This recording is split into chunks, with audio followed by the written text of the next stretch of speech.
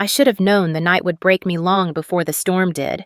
My name is Nora Hale, 27 years old, a nurse at Mercy General Hospital in Minnesota, and the night shift had already chewed me up by the time the emergency room doors swung open and they rushed in a homeless man whose heart was barely beating.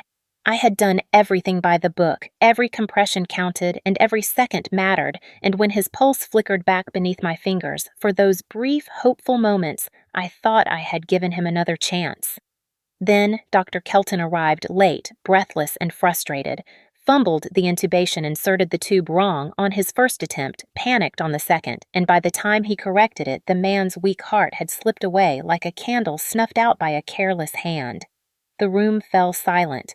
The monitors flatlined, but instead of taking responsibility, Dr. Kelton turned to me with a look so sharp it cut through the shock. "This is on you, Nora. You lost him." 12 people stood there watching him point at me like I was the reason a life had ended. My coworkers exchanged glances, and one of the newer nurses lifted her phone and began filming for TikTok, whispering to someone beside her that I was the nurse who should not be allowed near a patient. I felt the humiliation burn under my skin, hot and raw, but before I could defend myself, a paramedic burst in with another emergency and the entire room moved on, leaving me there with a grief that was not mine and a blame that was. Hours blurred after that. My hands shook as I charted. My legs trembled each time I walked down the hall. Patients were lined up on stretchers, alarms were ringing, and every second someone barked at me to move faster. During a brief lull, I found an elderly woman sitting alone in the lobby, shivering violently beneath the fluorescent lights. She had no coat, no one with her, and no strength to lift her arms. Without thinking, I slipped off my own thin jacket and draped it around her shoulders. Her fingers wrapped around my wrist with surprising strength. "You are an angel," she whispered, her voice cracking. For a moment, I felt seen for the first time that night. But the security guard strode over, stern and dismissive. "Nora, stop violating policy. No personal items on patients." Our eyes met mine, pleading his unwavering. I forced a quiet apology and stepped away. When my shift lead posted the schedule update on the staff board, I felt my stomach drop. I had been assigned a triple shift, 18 straight hours. My body felt like it was made of wet sand, barely holding itself together. By the time I finally clocked out, my phone had died hours earlier. The hospital cafeteria had closed, I had not eaten since dawn, and the temperature outside had dropped to nearly 20 below zero. Blizzard warning flashed across the emergency alerts posted at every exit.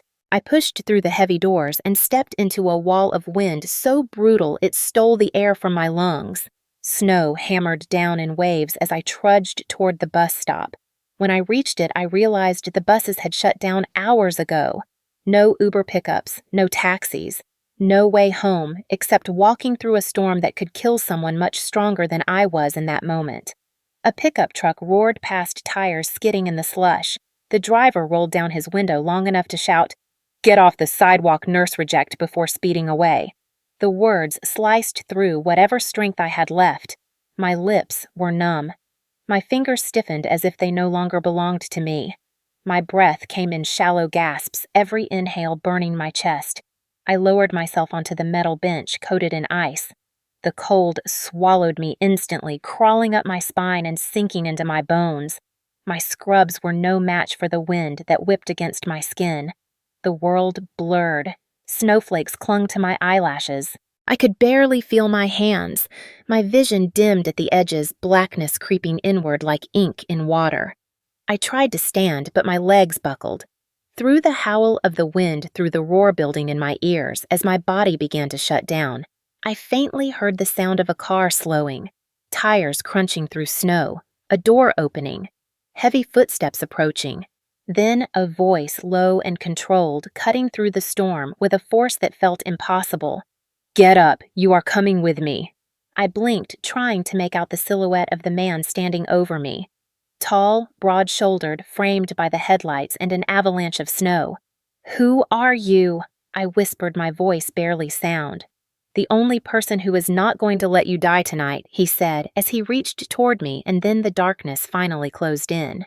Warmth returned to me in flickers, faint and fragile, like the glow of a candle fighting against a storm. At first, I thought I was dreaming because nothing in my life had ever shifted so quickly from the brink of death to something that felt almost safe.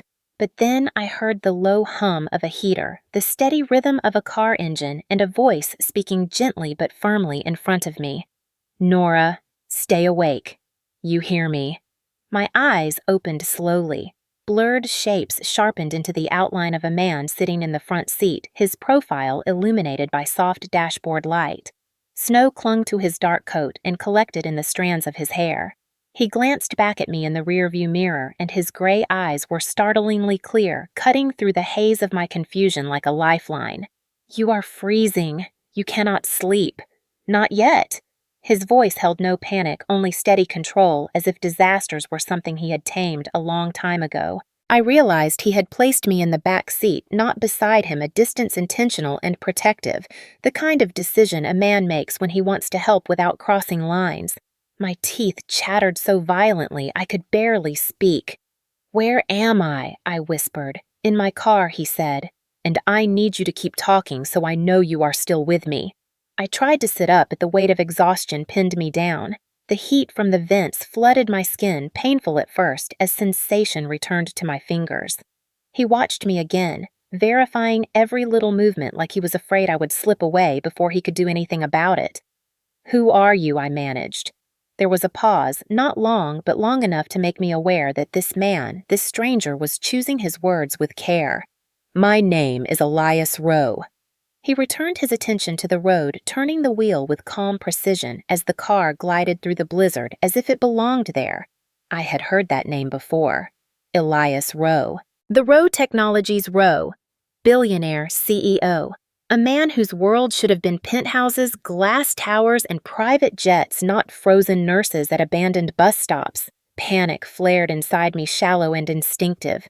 "Please do not hurt me," I whispered without meaning to, because fear was still louder than reason. His head lifted as if I had struck him. "Hurt you." "Nora, look at me." His voice lowered gentler, almost offended by the idea. "I am not here to hurt you. I stopped because you were dying on a bench and no one else bothered to slow down."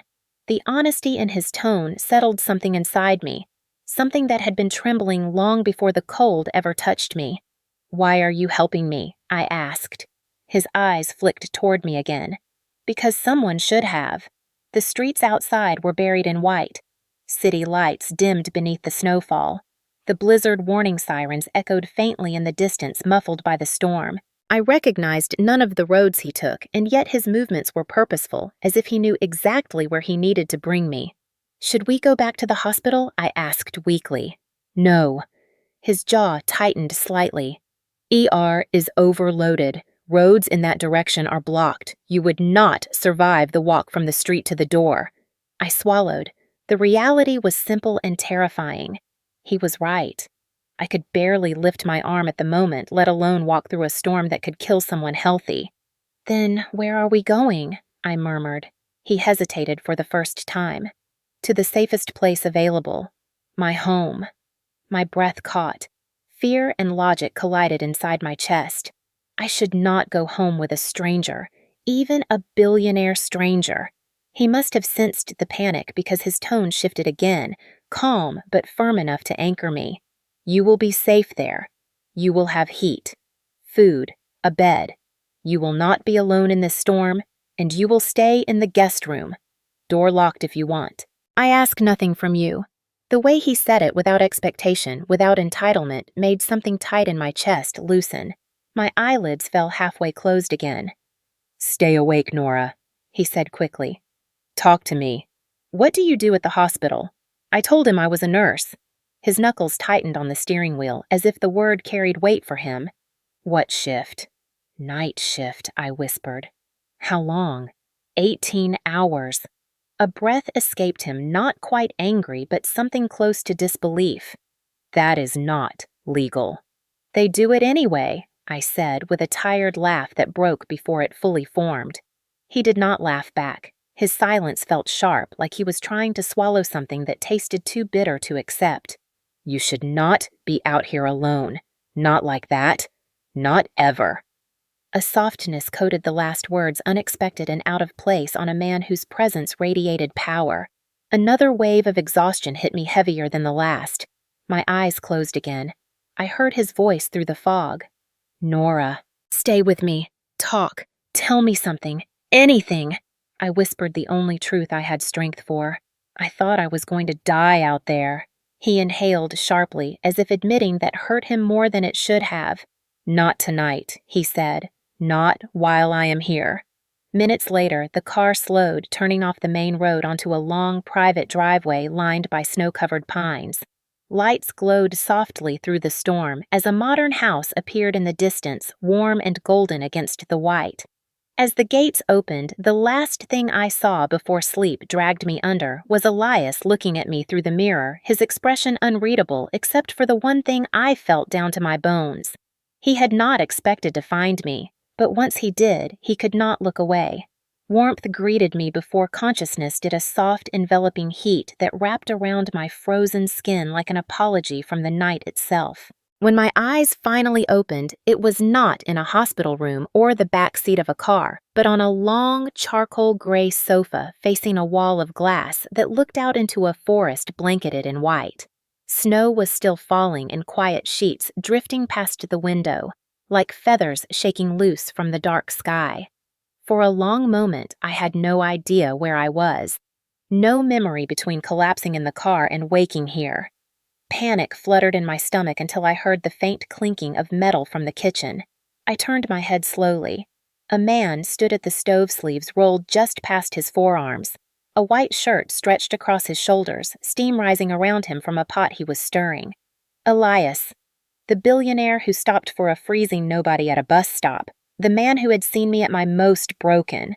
He glanced over his shoulder the moment I moved. "You are awake."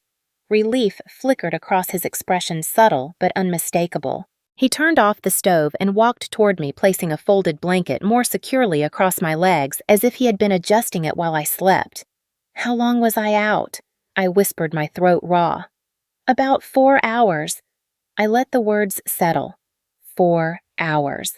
I had slept deeper on his couch than I had slept in my own bed in weeks. He motioned gently toward the mug on the coffee table. "Drink that. It will help warm you up." I reached for it with shaking hands. The scent of chamomile drifted up soft and sweet. I blinked at him. "You made tea." His eyes held mine for a second longer than normal. "I make more things than tea. And you needed something warm." His voice was calm, almost detached, but something beneath it carried concern like an undercurrent. I took a sip. Heat spread down my throat, pooling inside me until my fingers stopped trembling. My gaze drifted around the room. The house was modern but not cold. Clean lines, warm lamplight shelves lined with books instead of expensive art, a quiet fireplace glowing with embers instead of a showy blaze. Nothing ostentatious or gold-plated. No marble floors that screamed wealth. If I had not known who he was, I would have thought a professor lived here, or a writer. Someone private. Someone lonely. I shifted, realizing I was wearing clothes that were not mine, a soft cotton long-sleeve shirt and sweatpants that were far too big. My cheeks heated with embarrassment. "I am sorry," I said quickly. "I did not mean to intrude or take your things," or I trailed off, not sure what apology fit the situation. He shook his head. "You were soaked and hypothermic. I could not leave you in wet scrubs. I washed them, by the way. They are drying now." My embarrassment deepened. A billionaire had washed my scrubs. That alone felt like a violation of some unwritten rule about class lines. "Thank you," I murmured, unsure how else to respond. He nodded once, almost briskly, then picked up the bowl he had set on the counter earlier. "Eat this. It will settle your stomach." It looked simple. Just chicken soup with vegetables. Nothing fancy. Nothing plated like a chef had touched it. Homemade. By him. A man whose portfolio probably included half the patents in the tech industry was standing here making soup for a nurse he found half frozen on a bench. My throat tightened with something complicated and humbling.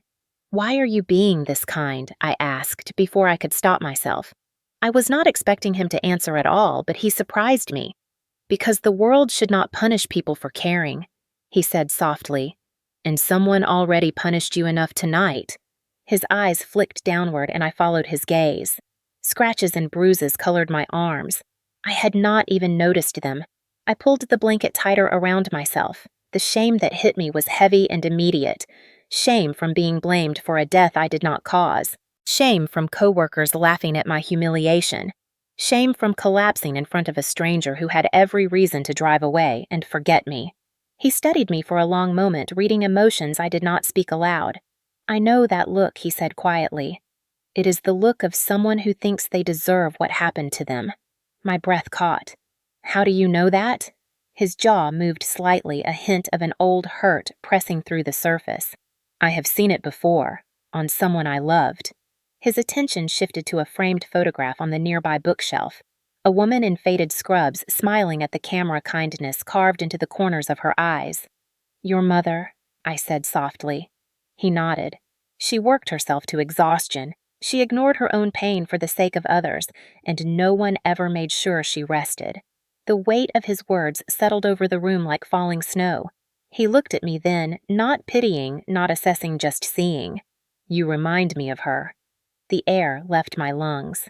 I was suddenly aware of every exhaustion soaked into my bones, every bruise on my heart. I was not ready for the tenderness in his tone. I looked away, overwhelmed. "I should go," I whispered. "I have already taken too much." "No." His voice stopped me. "You are not stepping back out into that storm. Not until you can stand without swaying." I swallowed hard. Shame and gratitude tangled inside me until I could not tell them apart. I had never been taken care of without being judged or ridiculed. I had never been allowed to simply be tired. And now this stranger saw every crack in me with more clarity than the people who worked beside me every night. I closed my eyes for a moment, letting the warmth of the room seep into the cold corners of my body. When I opened them again, Elias was still there, steady and unmoving, as if anchoring the world in place for me. And for the first time in a very long time, I let myself breathe. I returned to the hospital the next evening with a strange heaviness inside my chest, the kind that comes from leaving a place where someone treated you gently and walking back into a world where softness was a luxury no one offered. The automatic doors slid open, and the familiar cold fluorescent lights washed over me, exposing every bruise, every exhausted breath, every piece of humiliation I had tried to bury. People looked at me differently now, whispers trailing behind me like shadows. Someone muttered that I had messed up another case. Someone else laughed that I had cried in front of Dr. Kelton. The rumor had grown larger than the truth, as rumors always do. When I entered the main hall, I noticed a veteran sitting on a bench near the triage desk, his coat thin, his hands shaking as he tried to fill out a form. He looked lost, like the world had forgotten him long before the army did. I walked over and crouched beside him, offering a warm smile I had to pull from a place deeper than my own fatigue. "Can I help you, sir?" He looked up with a mix of embarrassment and relief. "I do not have ID anymore. Lost it. They told me I cannot be seen." My jaw tightened. "Who told you that?" He pointed toward the financial desk where a woman was typing without looking up. She had told me the same thing once, that I wasted supplies on people who could not pay. She repeated the rules like scripture, but bent none of them like compassion. "Let me see what I can do," I said, squeezing his arm gently. When I approached the desk, the woman did not even glance at me. "We cannot intake him," she said flatly. "No insurance, no ID. No chart, no exceptions. That is policy." I felt something inside me snap after the week I had endured. "Policy is not an excuse to let someone sleep in pain on a bench," I said quietly but firmly. She scoffed. "Nora, you always make things harder than they need to be." "I am trying to make them humane," I replied. A passing nurse stopped and whispered loud enough for me to hear. "She is doing this again. She thinks she is some kind of hero." I ignored them. I walked back to the veteran, offered my hand, and guided him to an empty bay. "You sit. I will take your vitals. We will figure the rest out later." As I placed the blood pressure cuff around his arm, he whispered, "Thank you." I never thought someone would still care. The words shook me more than I expected. Caring had become something rare in this building. I had not realized how starved I was for it until someone recognized it in me. A familiar presence tugged at the edges of my awareness before I ever saw him. A shift in the air. A quiet stillness settling over the noise.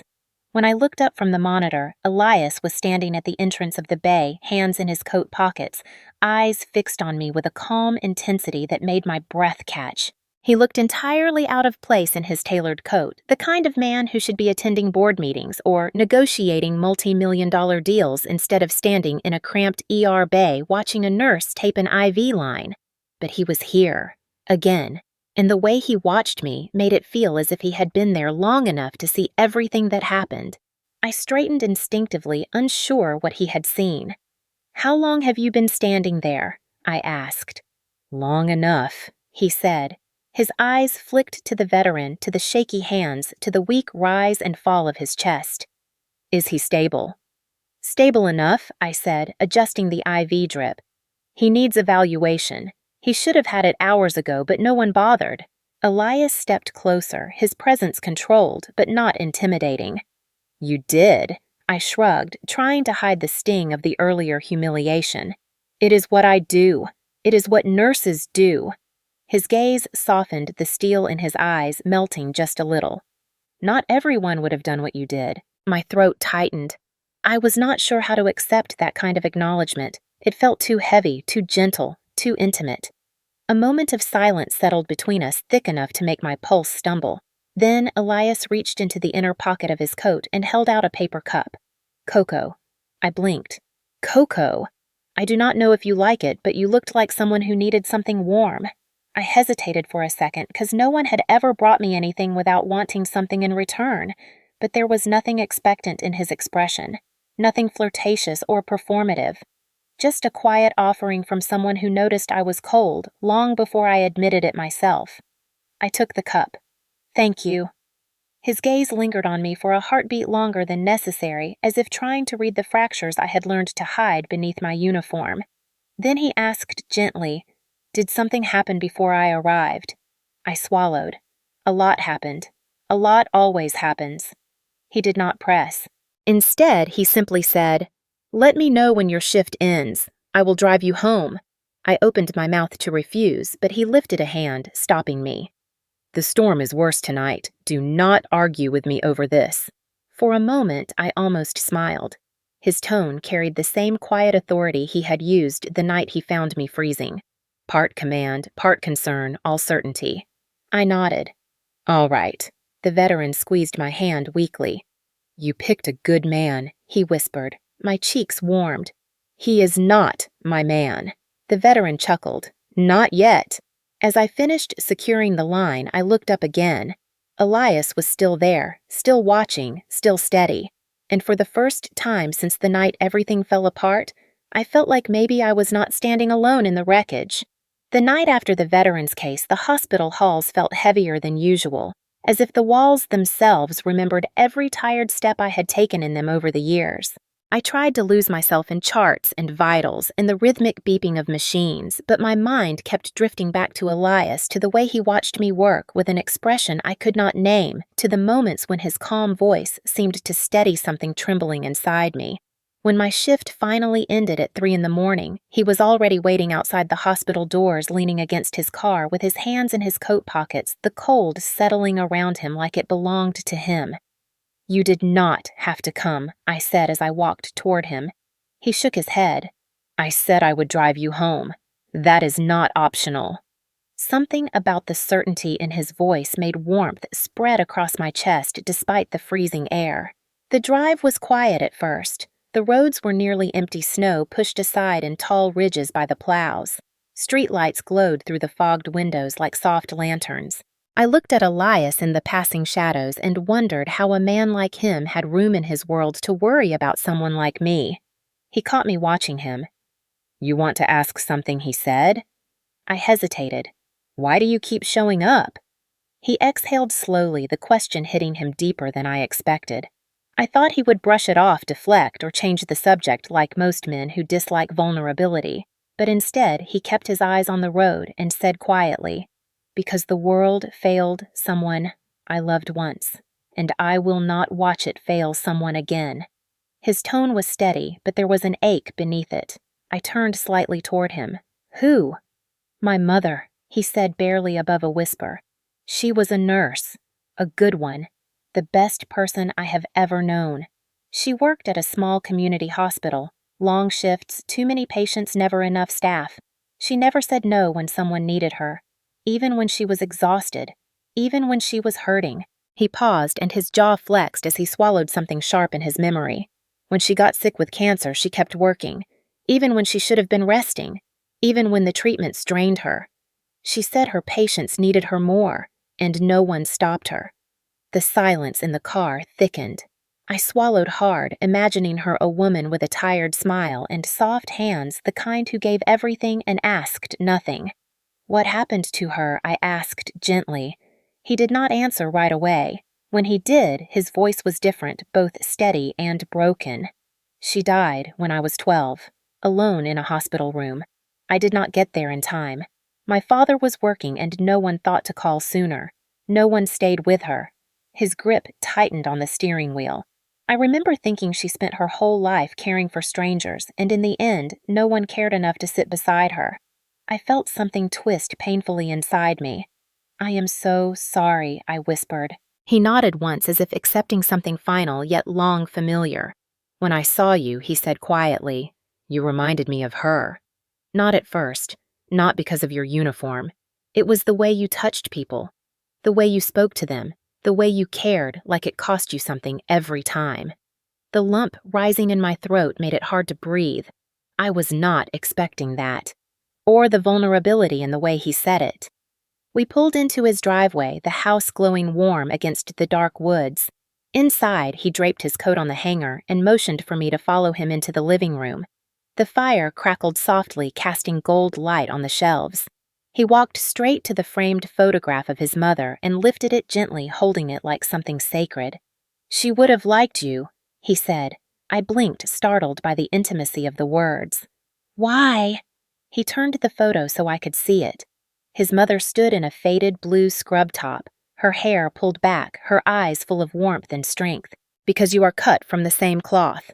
Tough in the places the world tries to break. Soft exactly where it hurts most. My throat tightened. No one had ever spoken about me like that. No one had ever seen past the exhaustion, the mistakes, the nights spent crying in supply closets after being scolded for caring too much. I looked at the picture again. She looked like the kind of woman who would have hugged me before asking a single question. The kind of woman who would have understood. Do you miss her every day? I asked softly. Every day, Elias answered. I do not think I will ever stop. He set the photo back gently, but his hand lingered on the frame as if afraid she might fade if he let go too soon. I sat on the edge of the couch, unsure whether to comfort him or leave him alone with his grief. Before I decided, he turned to me again. Nora, he said, his tone shifting to something raw when I saw you collapse in the cold. I felt something I have not felt in years, fear, real fear. The kind that grabs your throat. The kind that makes you run without thinking. I stared at him stunned because he looked nothing like a man who felt fear. But he looked at me as if he needed me to understand this part of him, the part buried beneath the billionaire exterior and the quiet armor. I thought I was watching someone like her slip through my hands again, he murmured, and I could not let that happen. Not again. The deep sincerity in his voice made something inside me tremble. Something I was not prepared to name. I looked at him, truly looked. The guarded eyes, the unspoken pain, the softness he kept hidden behind everything he thought made him strong. I whispered, Elias. He shook his head gently, stopping me. You do not owe me anything. I just needed you to know why I keep showing up, why I cannot seem to walk away. The fire crackled softly between us. And in that moment, I understood that I was not the only one haunted by ghosts. I did not notice the changes at first. Life at the hospital was always shifting in small ways. New faces, new rules, new emergencies waiting to drown whatever strength I had left. But over the next few weeks, something subtle began weaving itself into the fabric of my days, gentle threads of relief appearing in places that had always been frayed. The first sign came during a night shift when I opened the break room fridge to find a neatly labeled meal container with my name written in clean handwriting. Inside, there was soup-fresh vegetables, a small note folded beneath the lid. Eat. You need it. No signature. No explanation. I looked around the room, half expecting someone to jump out and tell me it was a joke, but everyone was too tired to even glance my way. I ate it slowly, warmth spreading through me the same way it had the night Elias made soup for me in his kitchen. The second sign came 2 days later when I checked my loan portal during a brief moment of quiet. My student loan balance had dropped significantly, not erased, but reduced by an amount that made my heart stutter. A donation had been made to the hospital's nursing education fund in my name. Anonymous. I stared at the screen until my vision blurred. I had been paying those debts for years, often choosing between groceries and minimum payments, choosing survival over progress.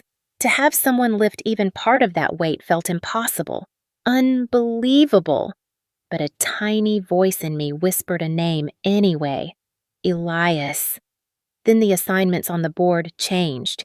Night shifts were still difficult, but suddenly more nurses were added to the schedule. Not enough to make the work easy, but enough to make it survivable, enough to keep me from collapsing. A week after that, I arrived at work to find a new winter coat waiting with the security guard. The tag read, "For the nurse who walks to the far lot at night. Stay warm." I almost cried standing there in the lobby. I wanted to confront him to ask him why he kept doing these things, why he was helping me in shadows as if he was afraid of being seen, but every time I thought about how to bring it up, the words dissolved in my throat. Because part of me did not want to know. Part of me wanted to believe that something good could exist without being dissected, and part of me feared that if I asked, the goodness would vanish. Still, the quiet care continued. One night, I grew dizzy midway through a shift. I tried to push through it, chalking it up to exhaustion or hunger, but the world blurred when I reached for a chart. Suddenly, a hand steadied my elbow, gentle but firm. Nora. The voice was unmistakable. Deep, controlled, terrified beneath the calm. I looked up to see Elias standing there, his coat still dusted with snow, his hair ruffled by wind as if he had run to get to me. "What are you doing here?" I whispered. He did not answer. Instead, he guided me to an empty exam room and closed the door. "Sit." I obeyed, too lightheaded to argue. He knelt in front of me, checking my pulse with a tenderness I had never felt from anyone except patients and dying strangers. "You are dehydrated," he murmured. "I told you to drink more water. You told me once I corrected weakly. Once is enough," he said, his eyes locking with mine. His concern was not dramatic or loud. It was quiet and steady, a kind of care that made my heart ache because I had never known it outside the walls of the ER. "Do not scare me like that," he whispered. I blinked. "Why would you care?"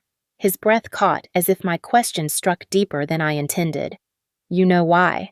I opened my mouth to press him, but he stood abruptly, almost like he feared lingering near vulnerability could crack something inside him. He reached for a cup on the counter, filled it at the sink, and placed it in my hands. "Drink." I did, slowly. His eyes watched every sip as if counting each one. When my dizziness faded, he helped me stand, and without asking, he insisted on driving me home. The storm outside had swallowed the city in white once more.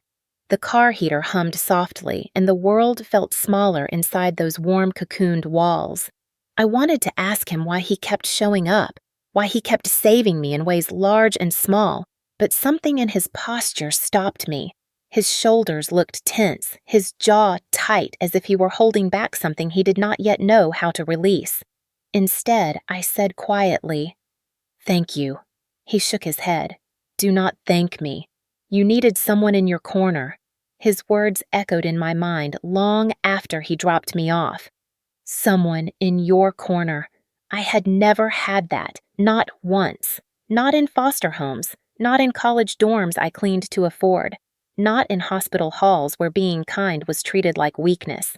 The next week was a blur of shifts, emergencies, and small moments where the world felt gentler because of invisible hands guiding it. Every time a burden lightened, every time exhaustion eased, every time a small kindness found its way to me, I felt him in the background like a quiet promise. He never said a word about any of it. He never asked for recognition. He never stepped into the light. But I saw him in the shadows, saw the way he watched me distant but constant, saw the way his eyes softened when I smiled at patience, saw the way he lingered a few extra seconds after dropping me off each night as if unsure how to step away. And though I told myself I should not read into it, my heart had already begun to drift toward him in ways I could not stop. Because invisible love I was learning was sometimes the kind that held you the strongest.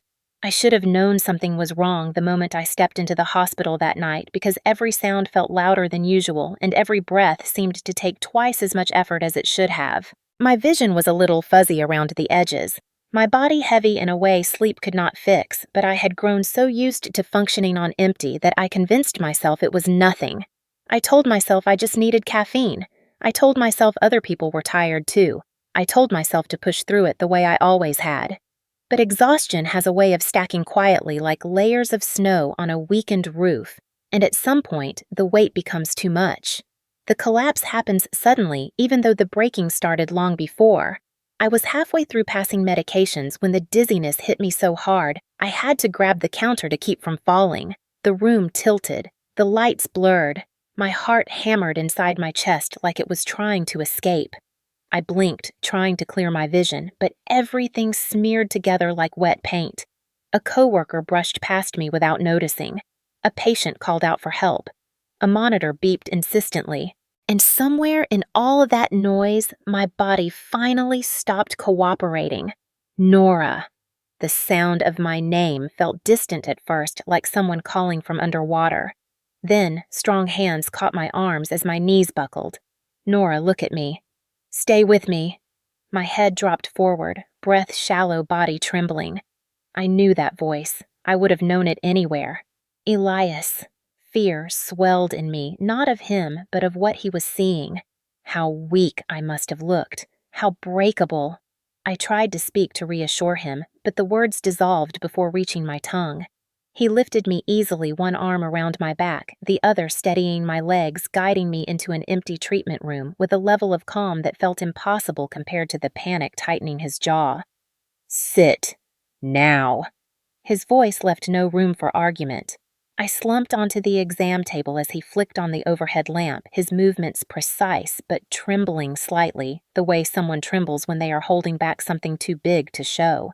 He grabbed a blood pressure cuff and wrapped it around my arm with hands that were careful but no longer steady. You are dehydrated, he muttered, reading the numbers. Severely. When was the last time you ate? I searched my memory and came up empty. I think last night. His eyes closed for half a second, and the muscle along his jaw clenched so tightly it looked painful. Your heart rate is too high, he said, checking my pulse at my wrist. You have not slept. You have not eaten. You are barely drinking water. Nora, what are you doing to yourself? I hated the concern in his voice because it felt too intimate, too close to the places in me that had never been touched gently. I swallowed throat dry. I am fine. You are not fine, he snapped. The force of his words shocked me into silence. He paced for a moment, running a hand through his hair, the anger radiating from him not sharp, but terrified. Do you understand? You could have passed out in the parking lot, or while driving home, or in the snow again. I looked down, shame burning hot through my exhaustion. I have work. People need me. He stopped pacing. People need you, he repeated slowly, his voice rough. And what about you? When do you get to matter? The question hit me harder than the dizziness. No one had ever asked me that before. He stepped closer, his tone dropping to something raw. You scared me. His voice cracked on the last word. Really scared me. I glanced up, startled, and in the harsh glow of the overhead light, I saw it clearly for the first time. Fear. Not just concern. Not just worry. Real fear. The kind that comes from almost losing something you did not know you needed until it was slipping away. I whispered, I did not mean to. I just pushed myself too hard. Too hard, he repeated quietly, staring at me like he was seeing every fracture under my skin. Nora, you have been holding your life together with your bare hands. He reached out carefully as if asking permission without words and gently took my hand between both of his. His palms were warm, steady anchoring. Do not do this alone anymore. The plea in his voice undid something deep inside me. I had spent so long being strong for everyone else that I forgot what it felt like to have someone be strong for me. My vision blurred again, but this time it was not from faintness. Elias looked down at our joined hands, then up at me, his voice barely more than a whisper. From now on, you stay at my house until you are healthy. I stared at him stunned. Elias, you do not have to. I am not asking, he said softly but firmly. I am telling you what is happening. You need rest. You need food. You need sleep. And I am going to make sure you get it. I shook my head weakly. I cannot live with you. That is too much to ask. You are not asking, he replied. I am offering. And you are not going back to an empty apartment where you collapse alone on the floor. Not after tonight. His voice carried something deeper than command, something closer to desperation, something dangerously close to affection.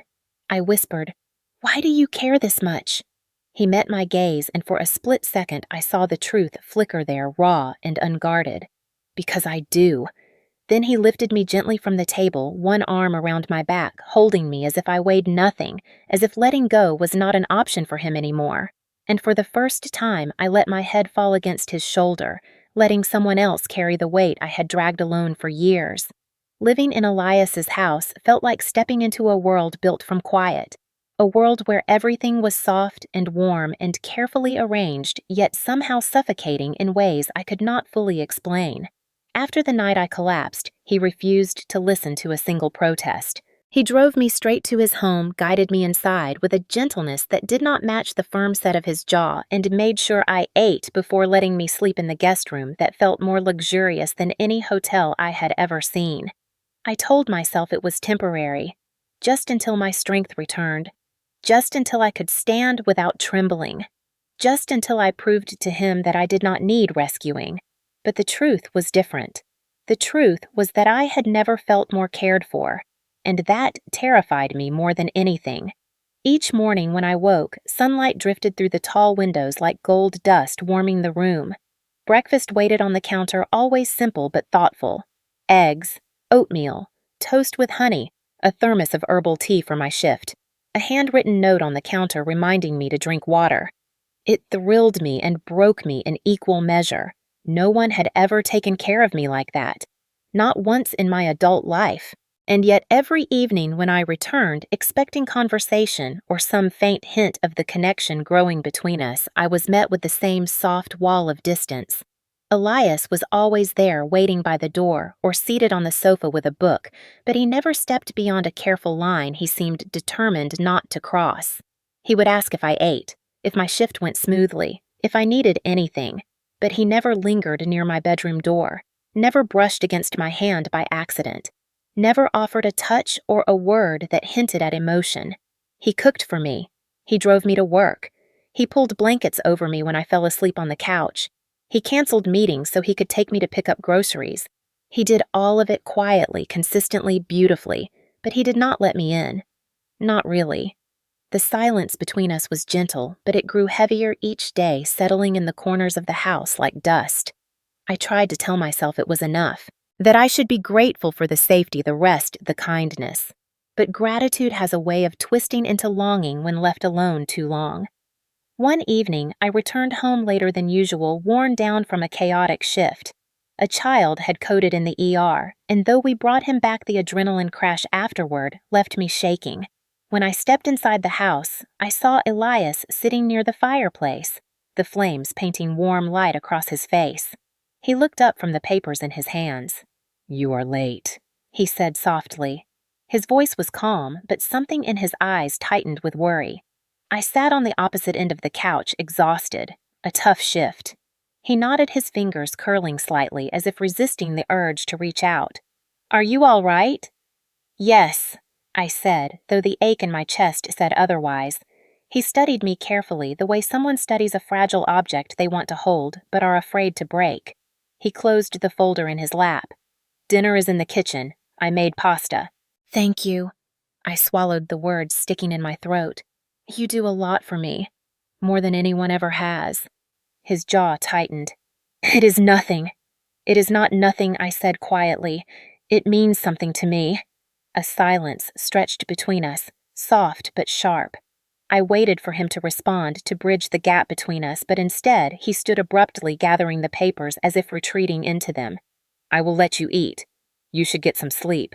He started to walk away. Something inside me cracked. Elias, wait. He stopped, his back still turned. I took a breath. Why do you do all of this for me, then pull away the second I get close? His shoulders stiffened. He did not turn around. I do not pull away. Yes, you do, I whispered. Every time I look at you, really look at you, you shut down like you cannot afford to be seen. Slowly he turned to face me. The expression on his face was unreadable, carved from restraint and fear. I do not want to hurt you, he said softly. You are not hurting me. You are confusing me. He exhaled the sound heavy. Nora, I am not good at this. At what? Feeling things, saying things, wanting things. His eyes flicked to the floor. I am not built for it. My throat tightened again. Maybe you are, or maybe you just do not know how yet. His eyes lifted to mine, and for a moment I saw something raw flicker there. Something like longing, something like hunger, something like the truth he was terrified to speak. But then he blinked and it vanished. Eat your dinner, he murmured. Get some rest. Then he disappeared down the hallway, leaving me alone with a plate of pasta I suddenly could not swallow. The days that followed fell into the same pattern. His actions spoke louder than words ever could. Yet the silence between us grew louder still. A silence filled with everything we were too afraid to ask. A silence that wrapped itself around me until even his kindness began to ache. Because every night, no matter how gently he cared for me, I walked into a room alone while he walked into his. And every morning his eyes held warmth that his voice refused to name. And slowly, painfully, inevitably, I began to understand something I had been trying not to admit. I was falling in love with a man who did not know how to let himself need anyone, not even me. I think I always knew the moment was coming, the moment when the quiet between us grew too loud to live inside, when the distance he kept so carefully crafted began to feel like a wall pressing against my ribs, making it hard to breathe. Days blended into nights, nights into mornings, each one shaped by his silent kindness and his silent retreat. A bowl of soup waiting on the counter. A blanket pulled over me when I drifted to sleep on the couch. The sound of his footsteps pausing outside my door before turning away. Every action whispered something like affection, yet every silence screamed that affection was forbidden. And I did not know how much longer my heart could live between the two. It was late when it finally happened. I had just finished a long shift, the kind that left aches in my bones and shadows under my eyes. When I stepped into the house, I found Elias pacing in front of the fireplace, the flames dancing across his face in sharp, restless light. He rarely paced. It was the first sign that something inside him was fraying. He looked up the moment I shut the door, his gaze sweeping over me with a mix of worry and relief, the look of a man who kept count of every minute I was gone. "You are late," he said quietly. I tried to smile. It was a chaotic night. He stepped closer, as if drawn to me without meaning to. "Are you hurt?" "No, just tired." His shoulders eased slightly, but the tension did not fully leave him. He studied my face for a long moment, and for the first time ever, he did not look away. "Something is wrong," I said softly. "Tell me." He exhaled slowly, his hand brushing through his hair. His voice came out lower than usual. "I do not like not knowing where you are." My heart stumbled at the admission, small but enormous, coming from him. I stepped toward him. "I am here now." He closed his eyes for a second, as if steadying himself, then opened them again, something raw flickering behind the gray. "Nora," he said quietly, "I do not know how to do this." "Then let me help," I whispered. "Just tell me what you feel." He shook his head slightly, but it was not a denial. It was fear. Fear of opening a door he had kept locked for years. Fear of needing someone. fear of losing someone the second he let himself care. The fire crackled behind us, the only sound in the room. I took a slow breath, my heart hammering. "Elias," I said, my voice trembling, "I am in love with you." The world seemed to freeze. The flames, the shadows, the air itself.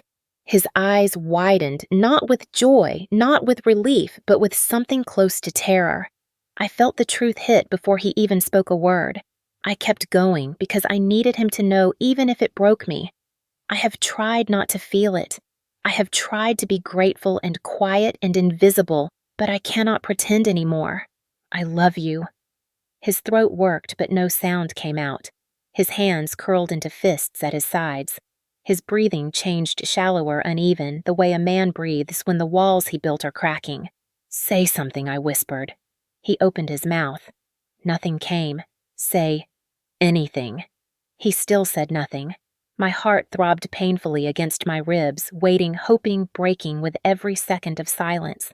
I stepped closer, searching his eyes for something that could save me, something warm or honest or reaching, but all I saw was fear, not of me, of himself, of needing, of losing, of love. The silence stretched so long it scorched the air between us. Finally, I nodded, a soft, broken sound escaping me. "It is all right," I whispered, even though it was not. "You do not have to force it. You do not have to say it back, but I cannot keep living here pretending I do not feel what I feel. I cannot keep walking into rooms where you are, everywhere and nowhere at the same time." His jaw tightened, pain flickering across his face. "Nora." His voice was a whisper of a whisper. "Please do not go." The plea cracked something in me. I wanted to stay. God, I wanted to stay. But love that hides is a love that wounds. I shook my head, tears burning behind my eyes. I cannot stay where I am half wanted. I walked past him, each step tearing something loose inside my chest. "Wait," he said, but his voice was so soft it barely reached me. I reached my room and packed slowly, deliberately, because if I let myself rush, I would fall apart. I could hear him in the hallway breathing like a man drowning, but he still did not knock, still did not speak, still did not choose. When I walked out with my bag, he was standing by the front door, his hand braced against the frame as if holding himself upright. His eyes were glassy, his lips parted as if trying to form words he could not pull from whatever darkness held them hostage. I stopped in front of him, trembling. "If you want me to stay, just ask." His breath hitched. His chest rose sharply. He looked at me like I was everything, but nothing came out. Not a word, not a plea, not a confession. Just silence. I nodded slowly, the final fracture echoing through my ribs. "Goodbye, Elias." The door clicked softly behind me, and the moment it did, the silence between us did not feel gentle anymore. It felt like something shattering. The first morning I woke up without Elias's house around me felt like waking from a dream I had no right to believe in, a dream that evaporated the second sunlight touched it. I had taken a temporary job offer in Wisconsin, a quieter hospital 2 states away, and I told myself the distance would numb what broke inside me. I found a small apartment above a bakery, the kind that always smelled like warm cinnamon and flour. But no matter how comforting it felt, the silence inside it settled strangely, as if it was shaped by the absence of a man who never raised his voice, yet filled every room he entered. My new coworkers were kind. They accepted me without bias, without whispers, without TikTok rumors or cruel glances. They did not know my past. They did not know about the humiliations of Mercy General or the way Elias had stood in doorways as if guarding me from storms even he could not name. And in the beginning, that anonymity felt like healing. I became head nurse within 3 months, a promotion that should have felt triumphant. My boss praised my leadership. Patients thanked me. Families hugged me. But every evening when I walked home under streetlights glowing amber in the cold Wisconsin air, I felt the same ache settle beneath my ribs, a quiet longing pulling me toward a shadow that stretched across state lines. I thought distance would make me forget him. Instead, it made every memory sharpen.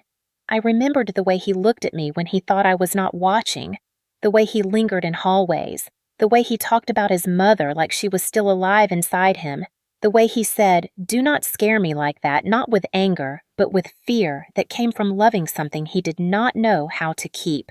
I missed the things he never said out loud, and I missed the things he did.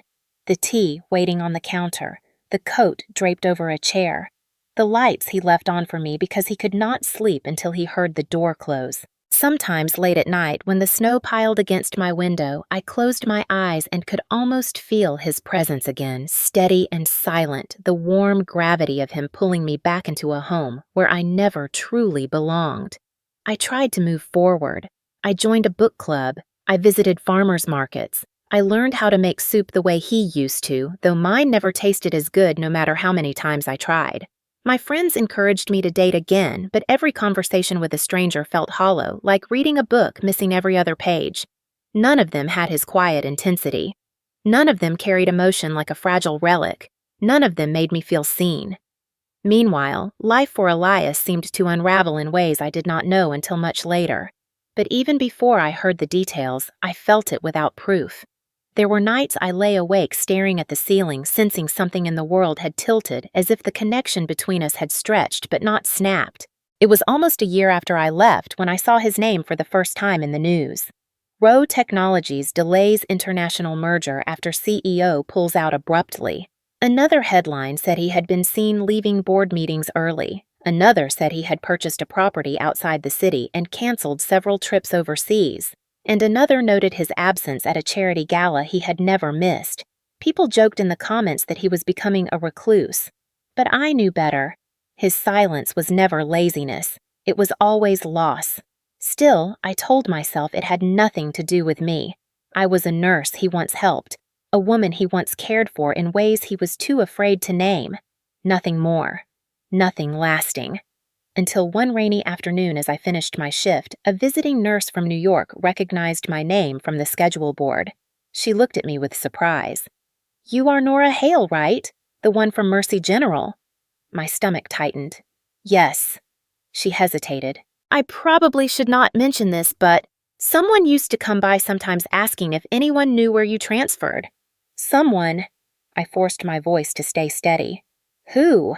She looked uncomfortable, like she had not expected me to ask. Tall guy, gray eyes, dark coat, quiet. I felt my breath leave me. "Elias." She nodded slowly. "He did not say much, just asked if you were well, if anyone had heard from you." The world seemed to blur for a moment. My hands trembled on the strap of my bag. "Thank you," I whispered. When I walked home that evening, the bakery lights were glowing warm beneath my window, but I no longer felt comforted. I felt shaken. He had looked for me. More than once. And something inside me, something I had tried to suffocate for months, rose back to the surface like a heartbeat I thought had stopped. That night, I sat at my kitchen table with a blanket wrapped around my shoulders and stared at my hands, the same hands he had held between his trembling when I collapsed. The same hands he warmed when I could not feel my fingers. The same hands he refused to grasp when I asked him to choose me. I realized something shocking in its simplicity. I had left because I thought he could not love me, but he had stayed behind in the ruins I left him with, and he had searched for me even when I had erased myself from his world.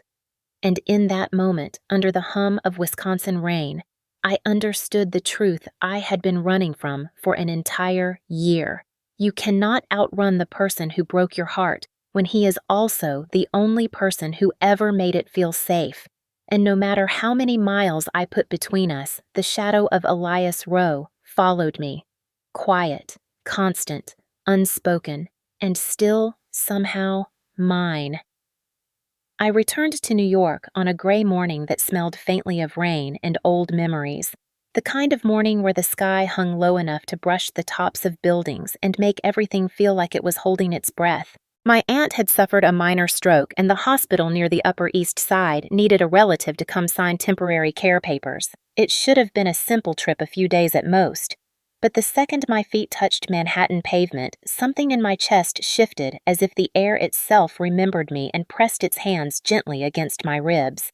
After finishing the forms and settling my aunt into her room, I wandered through streets I once knew too well, passing familiar bus shelters, familiar corners, familiar pieces of my old life that I had tried so hard to bury beneath Wisconsin snow. I did not intend to walk into the flower shop. My body simply did. The little brass bell above the door chimed exactly the way it had the morning I last saw Elias buying flowers for a child he never explained. The scent of hydrangeas and tulips drifted around me warm and soft in a way New York rarely allowed itself to be. I stepped inside without thinking, brushing melting droplets from my sleeves. And there he was. His back was to me, at first, shoulders broader than I remembered. Posture slightly slouched, like a man carrying something heavy he had never learned to put down. His hair was a little longer, his coat darker. He lifted a bundle of white tulips and studied them with a tenderness that looked out of place on a man known for dismantling empires with a single meeting. My breath caught without permission. He turned, and when his eyes landed on me, the entire world fell utterly, devastatingly still. For a moment, we just stared at each other, two ghosts confronting the life neither of us had fully lived in a year. Then, something broke across his face, something raw and unguarded, a look I had never seen from him even in our most vulnerable moments. He set the flowers down with slow, deliberate care and took one step toward me. I should have moved, should have spoken, should have inhaled. Instead, I stood frozen as he crossed the small shop like a man walking toward sunlight after months underground. "Nora," he said softly, almost like a prayer, almost like he was afraid if he spoke too loudly I might vanish. My heart pounded hard enough to hurt. "Hi, Elias." His throat tightened. "You came back." "Just visiting," I whispered. "My aunt." He nodded once then again like he needed to absorb every word, measure it, make sure it was real. The silence stretched thin and trembling between us until he finally exhaled the words he had once left unsaid too long. "I looked for you." His voice cracked in the middle of the sentence. "I looked everywhere." I swallowed, the air in my lungs suddenly too thick. "I know. Someone told me." His eyes closed for a brief second, and when he opened them again, they looked shattered. "I had no right to look for you, no reason to expect you to want to be found. But I did, every day." I wanted to speak, to say something that might soften the grief etched into every line of his face, but my voice disappeared under the weight of the moment. He took another step close enough now that I could feel the warmth of him, the familiar gravity that had once felt like home. "Nora," he whispered, "I need to say something I should have said the night you walked away." My pulse roared in my ears, drowning out the hum of the shop, the rustling petals, the world outside. He inhaled sharply as if preparing for war. "I love you." Not a soft confession, not hesitant, not quiet. A vow, a breaking, a rebuilding. I stood there, trembling, tears rising too fast, too hot. Elias took my hand with a gentleness that felt almost reverent. "You are the only person who ever scared me," he murmured, "because you are the only thing I have ever wanted that I could not control. I left because you could not say it." I whispered. "I left because I thought I was asking for too much." "You were asking for exactly what you deserved." His thumb brushed the inside of my wrist, a touch so careful my heart cracked open under it. "I am not the man I was a year ago, Nora. I am not hiding behind silence anymore." He leaned closer, voice trembling with a softness he had never let himself use. "You are coming with me, if you still want to." The words echoed from the night he found me freezing on a bus stop bench, but now they carried warmth instead of command, hope instead of fear. I let out a breath that turned into a sob. "I do," I whispered. "I always did." He pulled me into his arms, not urgently, not possessively, but with the quiet desperation of a man finally allowed to hold what he had lost. I pressed my face against his chest and felt the steady trembling rhythm of his heartbeat, the rhythm I had memorized and missed and mourned. When we finally stepped out of the flower shop, he held my hand like he was afraid the city might steal me again. He led me not to a penthouse or a car waiting at the curb, but to a warm apartment near Central Park filled with soft light and shelves lined with books and plants, and a framed photo of me taken the day he made cocoa in the hospital cafeteria. You kept everything I whispered. He touched my cheek gently. I kept you. And just like that, after a year of emptiness, I felt whole again. The morning of our wedding felt like the first real breath I had taken in years. A breath that tasted of soft summer air and something sweeter, something almost impossible to name. The ceremony took place in the garden of the small restored family home Elias had spent the past year, rebuilding a quiet wooden house tucked near the edge of a forest where sunlight filtered through tall trees and painted everything in dappled gold. Guests sat on simple wooden chairs arranged in 2 curved rows, leaving a wide aisle covered in white petals that swayed gently with each warm breeze. There were not many people, but every face belonged to someone who had witnessed a piece of our story. My former patients' people who had hugged me in hospital halls after long nights and thanked me for showing up when no one else did. A few old colleagues who had apologized years too late. A veteran whose hand I once held during a panic attack in triage. Friends from Wisconsin who had watched me rebuild a life I did not yet know how to love. And then there was the elderly man from the hospital fundraiser, the one who had smiled at me with trembling gratitude while Elias watched from across the room, long before either of us understood why that moment mattered. When he rose from his seat during the ceremony to say a few words, the entire garden hushed. "She has always been an angel," he said, voice shaking with emotion. "But today she marries her guardian." People laughed softly through tears, and I felt my throat close as I looked at Elias, who stood at the end of the aisle, waiting for me wearing a charcoal suit that softened his usually sharp presence. His hands were clasped in front of him, but I could see the faint tremble in his fingers, a tiny betrayal of nerves he rarely showed. When the music began, I stepped forward slowly, wearing a simple ivory dress that brushed the tops of my feet and moved with the wind like it had been sewn from the air itself. As I walked toward him, I remembered every piece of the journey that had led us here. The freezing bus stop, his warm coat, his quiet kitchen, his silence that once hurt and healed in equal measure. The day I walked away, the day he found me again in that tiny flower shop, and now the day he stood waiting for me like a man who had finally learned how to say every word he once held back. When I reached him, he held out his hand and something in the center of my chest opened wide. The officiant spoke softly, but I barely heard her. I only saw the man in front of me, the man who had learned how to break open gently instead of shatter. When it was time for vows, Elias took a breath like a man preparing to step into a new life. "I did not know how to love before you," he said, voice steady but full. "But I promise, every day I will learn. With you." The words wrapped around me like a warm blanket, like the first night he made soup in his quiet kitchen, like the first time he stayed beside me in a hospital room, not because he had to, but because he could not bear to leave. When it was my turn, I reached up and touched his cheek. "We learned how to survive alone," I said. "Now we will learn how to live together. You saved me without meaning to, and I saved you without knowing how. We were freezing alone. We are warm together." There were tears in his eyes, then real ones, and he did not look away or hide them the way he once would have. He let them fall.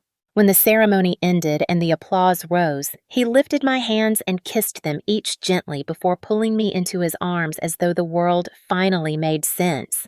The reception was small, simple, perfect. String lights hung between the trees, flickering softly as dusk settled over the garden. People laughed, clinking glasses, telling stories. Someone played old vinyl records from a wooden porch speaker, filling the air with warm, crackling melodies that sounded like home.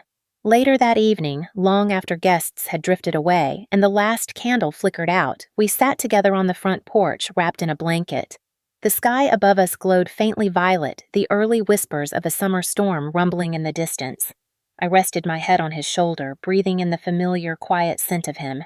"I never thought a freezing night at a bus stop would bring me home," I said softly. He turned, kissed the top of my hair, and whispered against my temple. "That night, Nora, I did not save you." He lifted my chin with gentle fingers, looking at me the way he once feared to. "You saved me."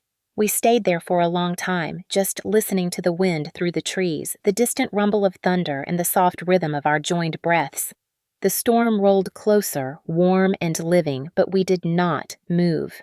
We had been through worse storms. We had survived colder nights, and for the first time in my life, I understood what it meant to finally rest in a place built not from shelter or walls or wealth, but from kindness. Kindness had always been the warmest place I could ever rest. Now it was the place we built together, the place we called home.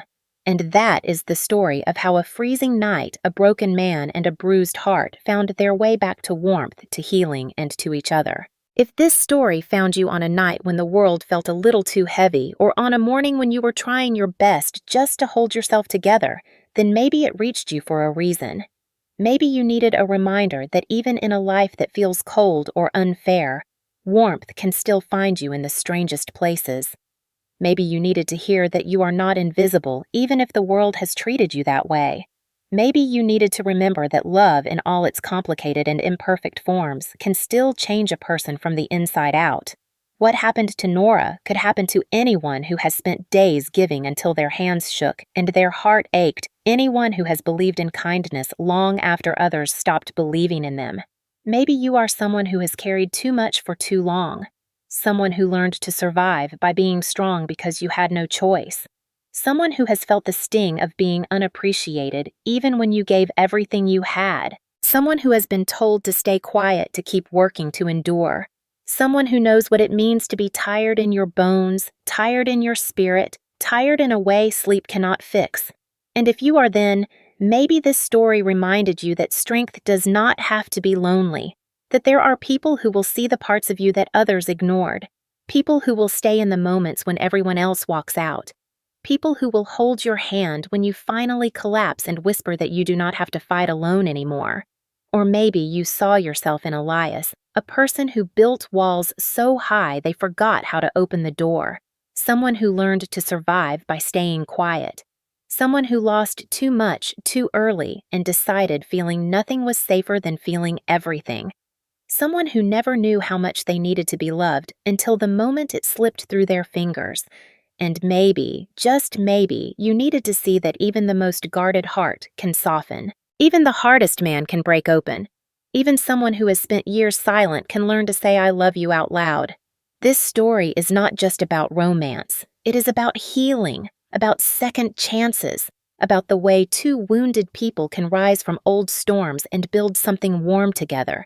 And if it touched your heart even a little, if you felt a pull in your chest, if you found yourself holding your breath during the moments where everything almost fell apart, then I invite you to stay with us. This channel was built for people like you, people who still believe in goodness even after being hurt, people who know that quiet love can be stronger than grand gestures, people who want stories that do not just entertain, but reach into the places the world often forgets. We tell stories that remind you of the softness we are all looking for, stories about resilience, stories about unexpected kindness, stories about the ways love arrives quietly, slowly, beautifully. And if you want more stories like this, stories that make you feel less alone in the world, then do not leave just yet. Stay with us. Click subscribe, turn on notifications, not because the algorithm wants it, but because maybe your heart does. Because sometimes the right story arrives at the right moment. Sometimes a fictional world tells the truth better than the one we live in. Sometimes listening to one more story is exactly what you need to remember that even the toughest hearts can be warmed, and even the most exhausted souls can find rest. So if this story stayed with you even for a second, let us stay with you too. There is another story waiting for you here, another reminder that you matter, another moment that might hold your heart the way this one did. Until then, take care of yourself. You deserve warmth. You deserve rest. You deserve love that stays. And we will be right here, ready to walk with you through the next story.